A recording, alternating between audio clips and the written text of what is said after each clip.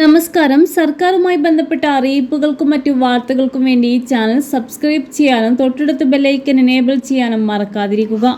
കലൂർ സ്റ്റേഡിയത്തിലുണ്ടായ അപകടത്തിൽ കടുത്ത വിമർശനവുമായി ഹൈക്കോടതി. സംഘാടകർക്ക് പണം മാത്രം മതിയെന്നും മനുഷ്യത്വം എന്നേ ഇല്ല എന്നും കോടതി ചോദിച്ചു. ഒരാൾക്ക് അപകടം പറ്റിയിട്ട് അരമണിക്കൂറെങ്കിലും പരിപാടി നിർത്തിവെക്കാൻ സംഘാടകർ തയ്യാറായോ എന്നും കോടതി ചോദിച്ചു. നൃത്ത പരിപാടിയുമായി ബന്ധപ്പെട്ട വഞ്ചനാ കേസിൽ പ്രതികളുടെ മുൻകൂർ ജാമ്യാപേക്ഷ പരിഗണിക്കുന്നതിനിടെയായിരുന്നു ജസ്റ്റിസ് പി വി കുഞ്ഞികൃഷ്ണന്റെ വിമർശനം.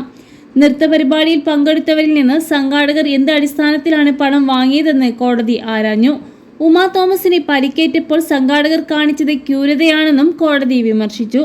ഒരാൾ വീണ് തലയ്ക്ക് പരിക്കേറ്റ് കിടക്കുമ്പോഴും പരിപാടി തുടർന്നു. ഉമാ തോമസിനെ ആശുപത്രിയിൽ എത്തിക്കുന്നത് വരെയെങ്കിലും കാത്തിരിക്കായിരുന്നു എന്ന് കോടതി വിമർശിച്ചു.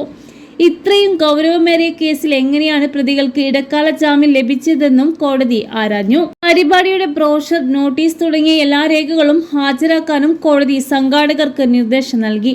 പരിപാടിയുടെ സംഘാടകരായ മൃദംഗ വിഷൻ ഉടമ സിംഗേഷ് കുമാർ, സിഇഒ ഷമീർ, അബ്ദുറഹീം, നികേഷിന്റെ ഭാര്യ സി മിനി എന്നിവർക്കെതിരെ സാമ്പത്തിക തട്ടിപ്പിനും വിശ്വാസവഞ്ചന എന്നീ കുറ്റങ്ങൾ ചുമത്തി പാലാരിവട്ടം പോലീസ് കേസെടുത്തിരുന്നു. ഈ കേസിലാണ് 3 പേരും മുൻകൂർ ജാമ്യത്തിന് അപേക്ഷിച്ചത്.